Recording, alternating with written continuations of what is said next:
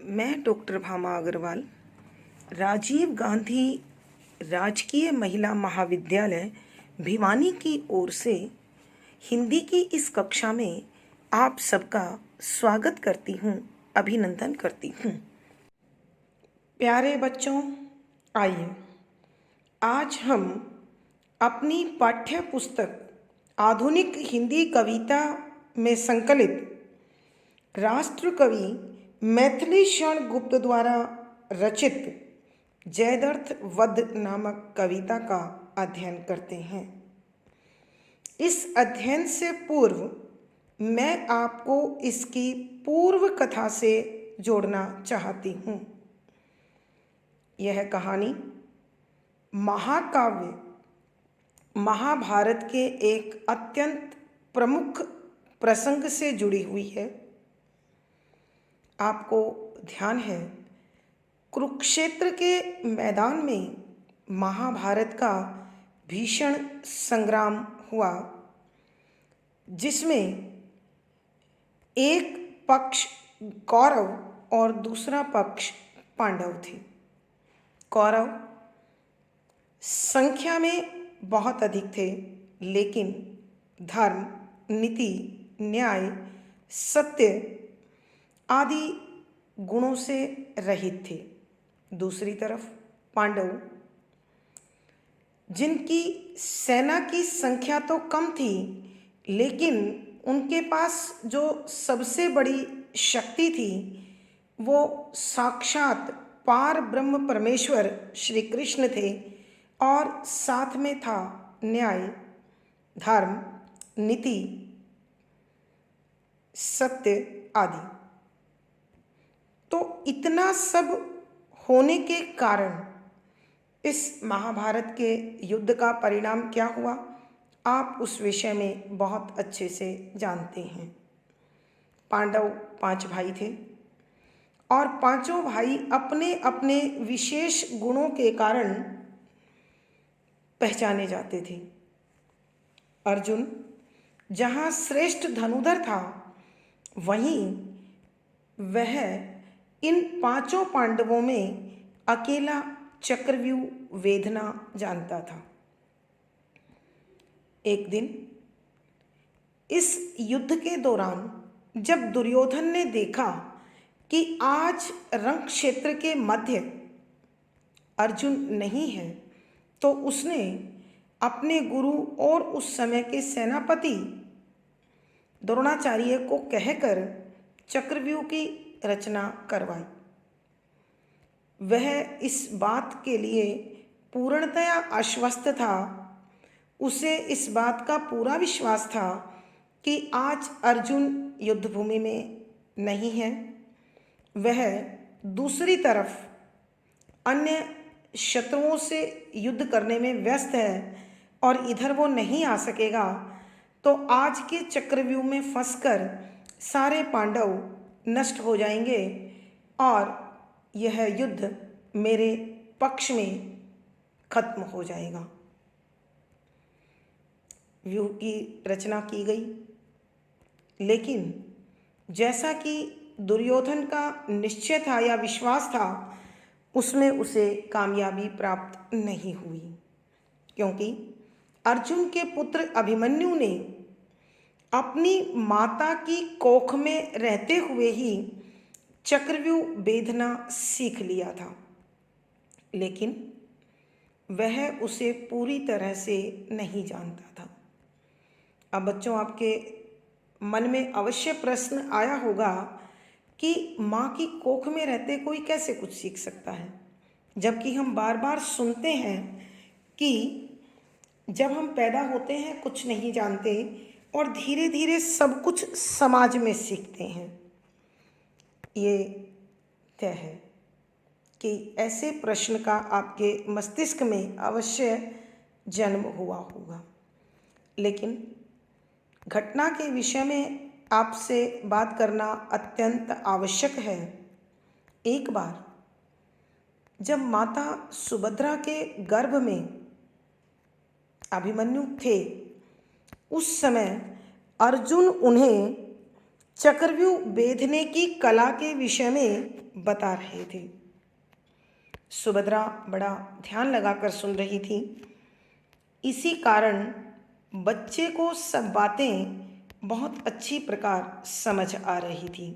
लेकिन जब 7वां द्वार तोड़ने की बारी आई तो सुभद्रा की आंख लग गई और अभिमन्यु अपनी कला के विषय में बताते रहे, मगर सुभद्रा की आंख लगने के कारण बालक अभिमन्यु कोई बात नहीं सुन पाया।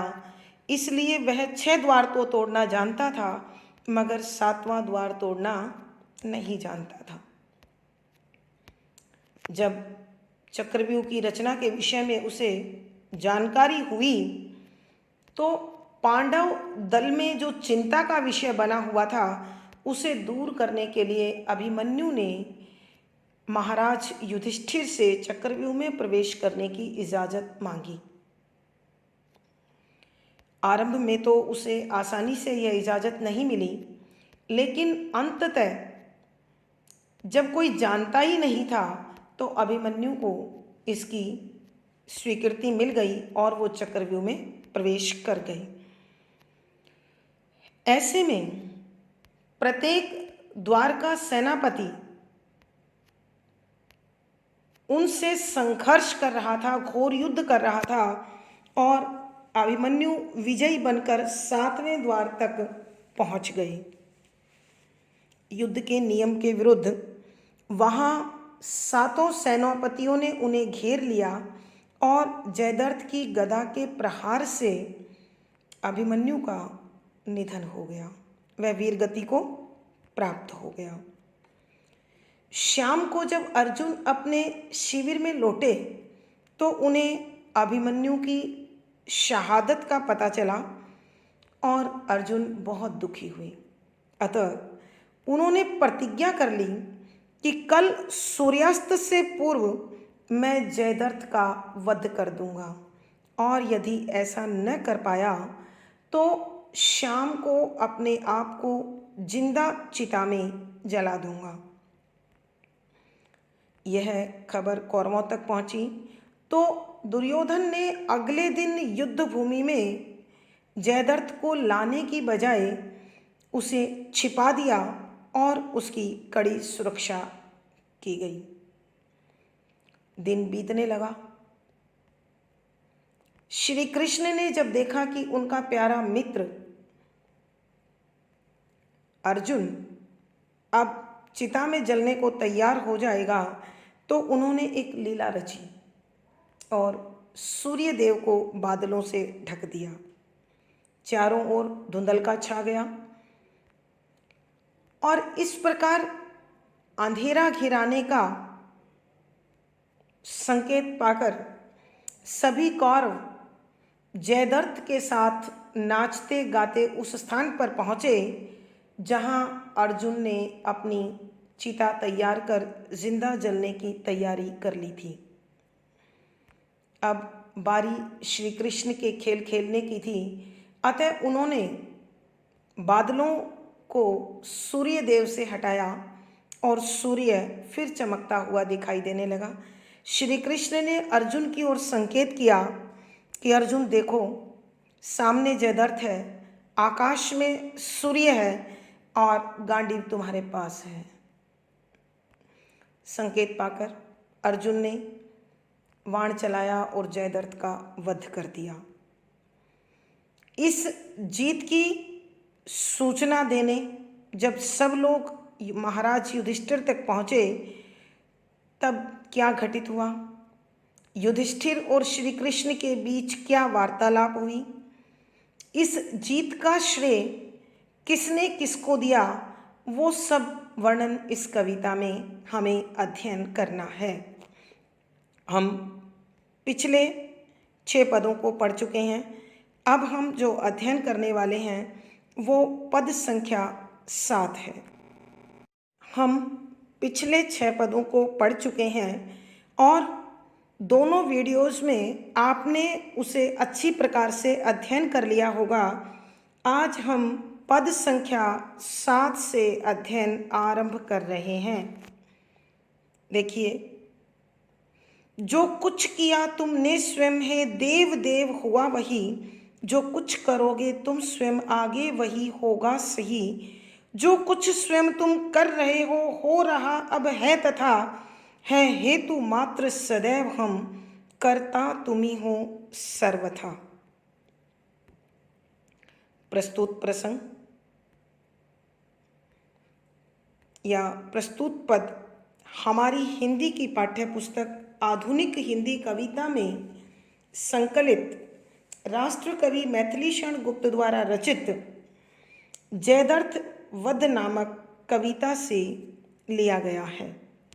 संदर्भ: यहाँ इस पद में जयद्रथ वध के बाद जब महाराज युधिष्ठिर को युद्ध में जीत और जयद्रथ के वध की सूचना देने सब पहुंचते हैं, तो श्री कृष्ण अर्जुन को युधिष्ठिर के हाथों सौंपते हुए कहते हैं कि तुमने जो सुबह मुझे धरोहर दी थी उसे सुरक्षित संभालो और साथ में लो जीत का यश और भाई से भाई के मिलने का सुख। तब युधिष्ठिर अपनी उस जीत का श्रेय श्री कृष्ण को देते हुए कहते हैं कि सरलार्थ, पहले शब्दों के अर्थ, जो भी कुछ कुछ किया हुआ तुमने स्वयं, कि वो तुम्ही ने किया है, ये तुम्हारी उदारता है, तुम्हारा बड़प्पन है कि इसका श्रेय तुम मेरे पुण्य प्रताप को दे रहे हो, अर्जुन की वीरता को दे रहे हो, उसकी धनुष कौशल को दे रहे हो। परंतु सत्य ये नहीं है। सत्य ये है कि इस युद्ध क्षेत्र में जो भी हो रहा है वो सब तुम खुद कर रहे हो। कैसे? हे देव देव हुआ वही, कि तुम जो जो चाहते हो, जैसा जैसा चाहते हो, हे देवताओं के देवता वही होता है। अर्थात इस संसार को आप अपनी मर्जी से अपने तरीके से चलाते हो, लेकिन साधन अन्य को बनाकर श्रेय यश उसे सौंप देते हो। जो कुछ करोगे तुम स्वयं, कि अभी तक जो हुआ वो तुमने किया और आगे भी जो होगा वो तुम खुद करोगे। आगे वही होगा सही, कि जो सही आपको लगेगा, जो धर्म के लिए सही होगा, जो सत्य के लिए सही होगा, जो न्याय के लिए सही होगा, जो नीति के अनुसार सही होगा, आगे भी आपकी इच्छा के अनुसार वही घटित होने वाला है। जो कुछ स्वयं तुम कर रहे हो रहा अब है तथा, कि आज भी वही घटित हो रहा है, वही कार्य संपन्न हो रहा है, पूर्ण हो रहा है, जिसे आप पूर्ण करना चाहते हैं। और हैं हेतु मात्र, केवल साधन। हेतु माने साधन, मात्र माने केवल, सदैव हमेशा हम अर्थात मनुष्य, कर्ता तुम्ही हो सर्वथा, कि वास्तव में कार्य को करने वाला या कार्य को करने वाला हमेशा ही आप होते हैं। कर्ता माने कार्य को करने वाला, तुम्ही माने आप हो सर्वथा माने हमेशा, कि हे प्रभु श्री कृष्ण हमेशा हर कार्य के करने वाले आप होते हैं। हमें तो आप महज एक साधन मात्र बनाकर यश और अपयश के भागीदार बना देते हैं। एक बार फिर इस पद की व्याख्या कर रही हूँ, ध्यान से सुनिए। युधिष्ठिर श्री कृष्ण से कहने लगे कि हे प्रभु, आज तक इस युद्ध भूमि में जो भी कुछ घटित हुआ है वो सब आपने किया है। शरीर हमारे हैं, साधन हम हैं, परंतु लक्ष्य आपका निर्धारित किया हुआ है और वो हमारे द्वारा पूर्ण हो रहा है। हे देवताओं के देवता, आपकी इच्छा के अनुसार ही सब कार्य संपन्न होते हैं और भविष्य में भी इस युद्ध में वही होगा जो तुम चाहते हो, और तुम वही चाहते हो जो मानव मात्र के लिए न्याय संगत होता है, जो जीव रक्षा के लिए उचित होता है, जो धर्म की रक्षा के लिए सही होता है। जो भी कुछ प्रभु कर रहे हैं वो आप कर रहे हैं, और जो कर रहे हैं वो बिल्कुल सही कर रहे हैं। हे प्रभु, इस संसार में जितने भी कार्य होते हैं उन सब कार्यों को करने वाले तो आप ही होते हैं। मानव केवल साधन मात्र होता है और हमेशा आपकी इच्छा के अनुसार कार्य करता है। भावार्थ: कवि के कहने का भाव यह है कि यह संसार को चलाने वाले भगवान विष्णु की इच्छा अनुसार समस्त सृष्टि चलती है।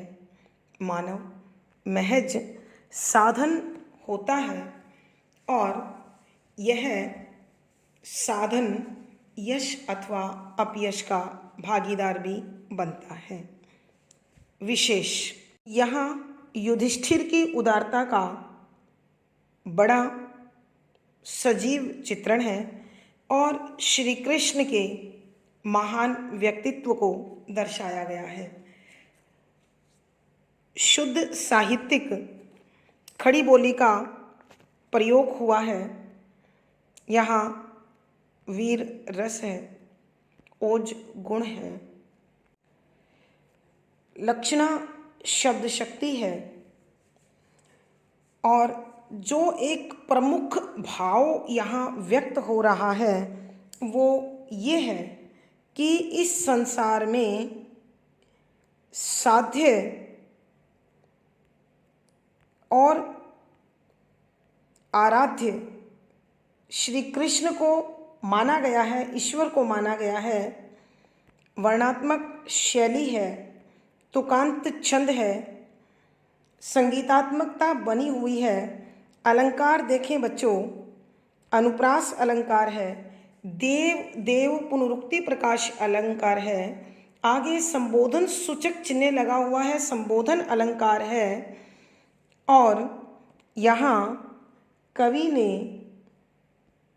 बड़े भावपूर्ण शब्दों में अपने भावों को व्यक्त किया है। अनुप्रास, पुनरुक्ति प्रकाश, संबोधन, स्वभावोक्ति आदि अलंकारों का सुंदर सटीक प्रयोग हुआ है। पद संख्या 8। हो निर्विकार तथापि तुम, हो भक्त वत्सल सर्वदा, हो तुम निरीह तथापि अद्भुत, सृष्टि रचते हो सदा, आकारहीन तथापि तुम, साकार संतत सिद्ध हो, सर्वेश होकर भी सदा तुम प्रेम वश्य प्रसिद्ध हो। प्रसंग पूर्ववत है। संदर्भ भी बच्चों वही पहले वाला है कि कुरुक्षेत्र की भूमि में जब जयद्रथ का वध हो जाता है तो सभी पांडव महाराज युधिष्ठिर को जीत का संदेश देने के लिए झूमते गाते पहुंचते हैं, और श्री कृष्ण अर्जुन युधिष्ठिर को सौंपते हुए कहते हैं कि तुम अर्जुन को ग्रहण करो और साथ में ग्रहण करो जयद्रथ पर जीत का यश और भाई से भाई के मिलन का सुख। तब युधिष्ठिर श्री कृष्ण को संबोधित करते हुए कहते हैं कि सरलार्थ, पहले शब्दों के अर्थ, हो निर्विकार यानी विकारों से रहित। बच्चों, पिछली कक्षा में आपने ईश्वर के सगुण और निर्गुण दोनों रूपों के विषय में पढ़ा था। तो ये निर्विकार का मतलब है विकारों से रहित, और जिसने भी मानव देह को ग्रहण किया है, मानव शरीर को प्राप्त किया है, वो विकार रहित नहीं हो सकता। इसलिए यहाँ निर्विकार का मतलब निर्गुण है। विकार से बच्चों पुराणों में कुछ दोषों का नाम दिया है, उन्हें भी विकार कहते हैं, लेकिन मनुष्य के बाहरी सौंदर्य को बाहरी रूप रंग में भी बहुत से विकार होते हैं, जैसे कि हम कह देते हैं सांवला रंग, गोरा रंग, चेहरे की बनावट बहुत सुंदर या चेहरे की बनावट साधारण, हम इन्हें भी विकार कहते हैं। अतः निर्विकार का मतलब निर्गुण। तथापि फिर भी तुम निर्गुण ब्रह्मा हो, अर्थात कण कण में समाये हुए हो, प्रत्येक जगह तुम मौजूद हो भक्त वत्सल सर्वदा। हो भक्त वत्सल, अपने भक्तों पर स्नेह रखने वाले, अपने भक्तों से प्यार करने वाले, सर्वदा हमेशा। कि हे प्रभु, आप निर्गुण ईश्वर हैं और सगुण तो आप हैं ही, जो हमें दिख रहे हैं। तो प्रभु, आप निर्गुण ईश्वर होने के कारण सृष्टि के कण कण में व्याप्त हैं। इस सृष्टि में जो भी कुछ तत्व दिखाई दे रहा है, जो भी तत्व घटित हो रहा है, कुछ भी जो बन बिगड़ रहा है, वो सब आपकी कृपा से हो रहा है। आप हमेशा ही अपने भक्तों पर स्नेह रखने वाले हैं, उन पर प्रेम लुटाने वाले हैं। तो आप हम भक्तों पर भी अपना स्नेह उसी प्रकार लुटा रहे हैं। हो तुम निरीह तथापि अद्भुत। हो तुम निरीह, लाचार, बेबस। कि हे ईश्वर, आप हमेशा हमें निरीह, लाचार, बेबस। कैसा लाचार बेबस? जो इच्छाओं को उत्पन्न करे मगर उन इच्छाओं को पूर्ण ना कर पाए। तो धीरे धीरे वो इच्छाएं हमारी खत्म होने लगती हैं, समाप्त होने लगती हैं। तो यहाँ निरीह है, इच्छाओं से ऊपर, यानी जिसके मन में किसी प्रकार की कोई इच्छा जन्म ना लेती हो। प्रभु, आप तटस्थ रहते हैं, यानी सुख और दुख का आप पर कोई प्रभाव नहीं होता है। तथापि फिर भी अद्भुत, कि आपका व्यक्तित्व, आपका स्वरूप, आपके गुण अनोखे हैं। सृष्टि रचते हो सदा, कि सारी पृथ्वी की रचना तुम्हारे हाथों होती है, तुम्हारे द्वारा बनाई जाती है। आकारहीन तथापि तुम, कि तुम्हारा बेशक आकार नहीं है, आकारहीन, आकार से रहित, तथापि फिर भी तुम साकार, एक मानव आकार में दिखाई दे रहे हो। संतत सिद्ध हो, कि बड़े बड़े ऋषि मुनियों ने यह बात प्रमाणित कर दी है, सिद्ध कर दी है, कि तुम ही निर्गुण ईश्वर हो और तुम ही सगुण ईश्वर हो। तुम आकार रहित होकर प्रत्येक जीव के आकार में समा जाते हो, और यहाँ तुम वसुदेव नंदनंदन बनकर श्री कृष्ण के रूप में, वासुदेव के रूप में हमारे समक्ष मौजूद हो। कि यह बात बड़े बड़े ऋषि मुनियों ने सिद्ध कर दी है, प्रमाणित कर दी है। सर्वेश होकर भी सदा, कि तुम सर्वेश, यानी सर्व माने सब, ईश माने स्वामी, कि तुम इस सृष्टि में, इस देवलोक में, इस पाताल लोक में सबके स्वामी हो। होकर भी सदा, कि इतने शक्तिशाली होने के बाद भी हमेशा तुम प्रेम वश्य प्रसिद्ध हो, कि प्रेम के नाजुक धागे में बंधने के लिए विख्यात हो, प्रसिद्ध हो, मशहूर हो। एक बार फिर बच्चों पूरे पद की व्याख्या कर रही हूँ। युधिष्ठिर श्री कृष्ण से कहते हैं कि हे प्रभु, आप विकारों से रहित हो, अर्थात आप निर्गुण ईश्वर हो।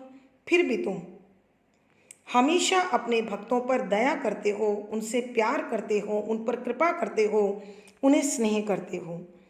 हे प्रभु, आप इच्छाओं से ऊपर हैं, अर्थात इच्छाएं आपको लाचार और बेबस नहीं कर सकती हैं।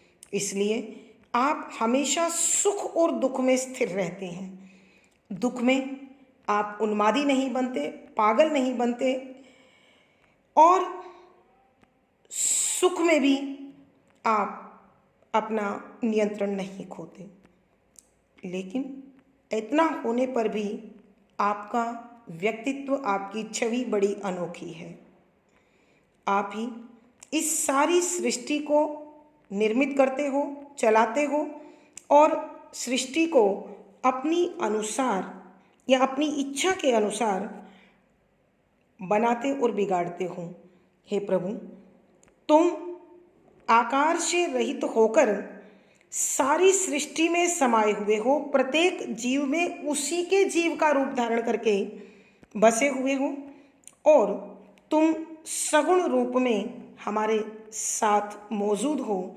संतों ने सिद्ध कर दिया है कि निर्गुण हो अथवा सगुण, वो सब तुम्हारे ही रूप हैं। हे प्रभु, आप स्वर्गलोक, पृथ्वीलोक, पाताल लोक सबके स्वामी हैं, और इतने शक्तिशाली होने के बावजूद आप दीनहीन, कमज़ोर या भक्त की श्रद्धा में बंधकर, उसके प्रेम के धागे में बंधकर उसकी इच्छा के अनुसार कार्य करते हो। आपको ध्यान होगा बच्चों कि एक लुटिया छाछ के लिए, एक अंजुली छाछ के लिए गोकुल की ग्वालिनें श्री कृष्ण को नचाती रही हैं। जो सारी सृष्टि का स्वामी है और वो एक अंजुली छाछ के लिए इस प्रकार नाचता है। अर्जुन अपने प्रिय भक्त के लिए जो रथ का सारथी बना हुआ है, तो ऐसे प्रभु के बड़प्पन की, उदारता की, श्रेष्ठता की क्या कहानी कही जाए। कवि के कहने का भाव यह है कि श्री कृष्ण का जो स्वरूप है, जो श्री कृष्ण के गुण हैं, वो उन्हें अनोखा बनाते हैं। वो इतने शक्तिशाली होने के बावजूद भी प्रेम के कच्चे धागे में हमेशा बंधे रहते हैं। विशेष की ओर ध्यान दीजिए, यहाँ श्री कृष्ण की व्यापकता की ओर हमारा ध्यान आकर्षित किया गया है। शुद्ध साहित्यिक खड़ी बोली का प्रयोग है, लक्षणा शब्द शक्ति है।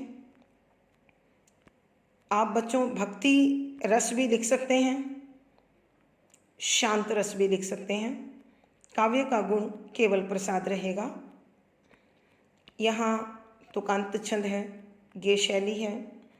ईश्वर के सगुण और निर्गुण दोनों रूपों को एक ही भाव के साथ व्यक्त किया गया है।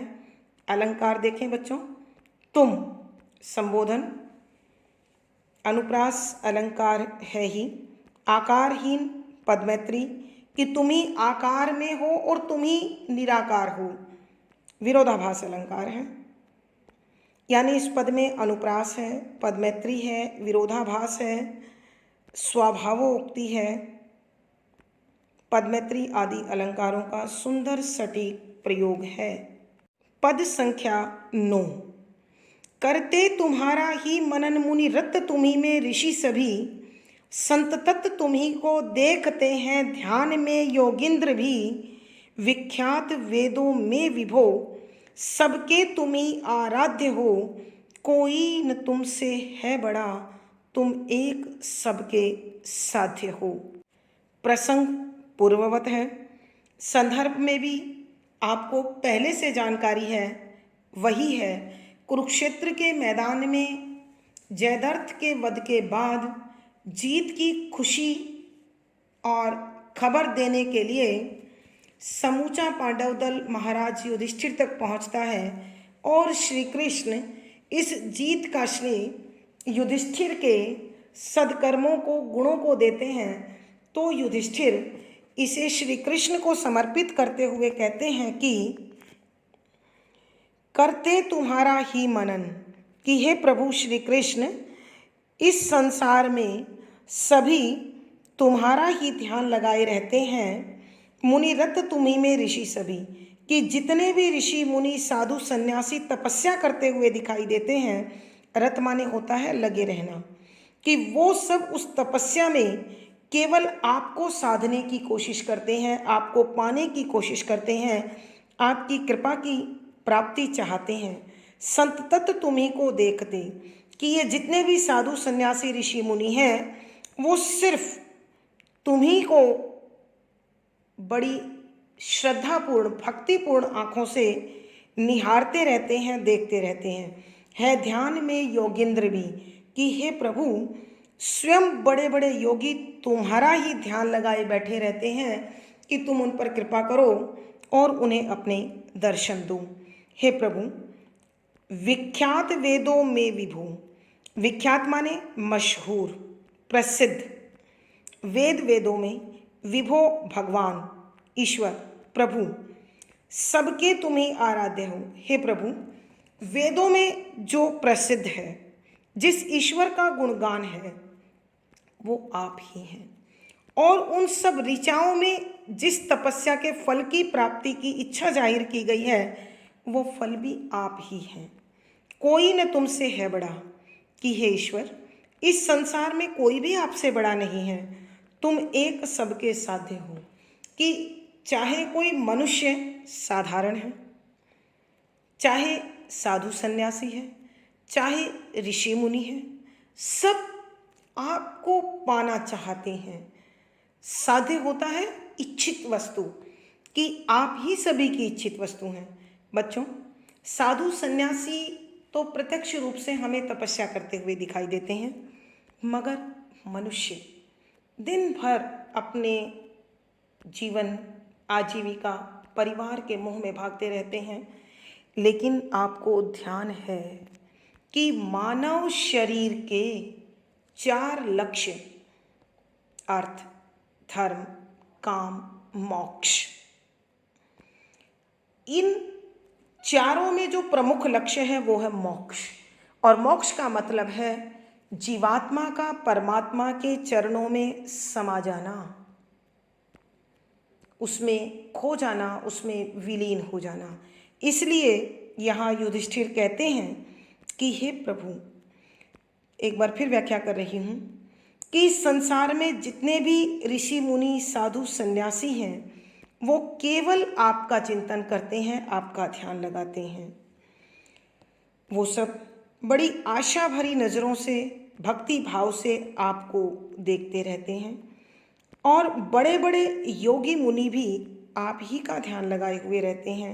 हे प्रभु, वेदों में जिस इष्ट की प्राप्ति के लिए ऋचाओं का निर्माण हुआ है, वेद मंत्रों का निर्माण हुआ है, वो भी आप ही को पाना चाहते हैं।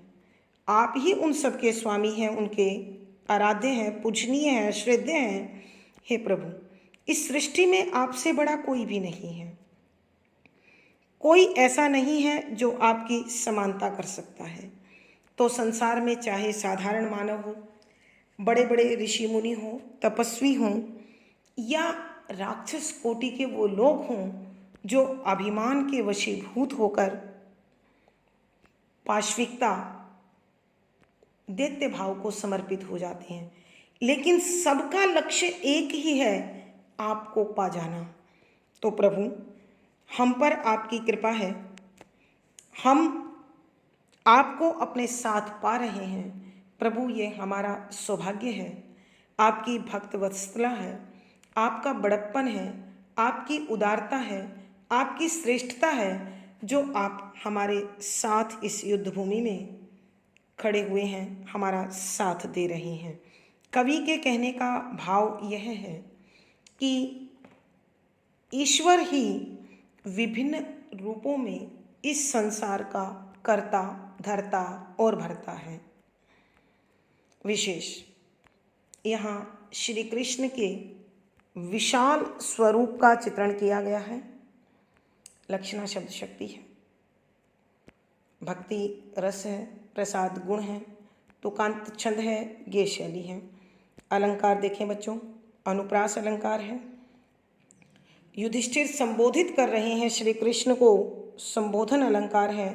आपको यहाँ वहाँ संबोधन सूचक चिन्ह भी दिखाई दे रहे होंगे। अब आप देख रहे हैं ईश्वर के विशाल स्वरूप को दिखाई दिया गया है या दिखाया गया है, तो आप देख रहे हैं अतिशयोक्तिपूर्ण अलंकार। लेकिन ईश्वर के संदर्भ में जब हम जाते हैं तो ऐसा होना अतिशयोक्ति नहीं हो सकता है। इसलिए हम भाव विभोर होकर कही गई बातों के कारण स्वभावोक्ति अलंकार कहेंगे। धन्यवाद बच्चों, आज की कक्षा में बस इतना ही। आशा है आपको विषय रुचिकर लगा होगा और सब विषय अच्छी प्रकार से समझ आ गया होगा। तो आप अपने भाव टिप्पणी कक्ष में यानी कमेंट बॉक्स में लिखकर मुझे बताएं। आप अच्छी प्रकार समझ पा रहे हैं, इसके लिए मैं आपका आभार व्यक्त करती हूँ। वीडियो को लाइक करें, शेयर करें और बच्चों अपनी विषय वस्तु को तुरंत प्राप्त करने के लिए चैनल सब्सक्राइब करें। आपका जीवन और आपका दिन शुभ हो, मंगलमय हो, इसी शुभकामना के साथ आभार, धन्यवाद।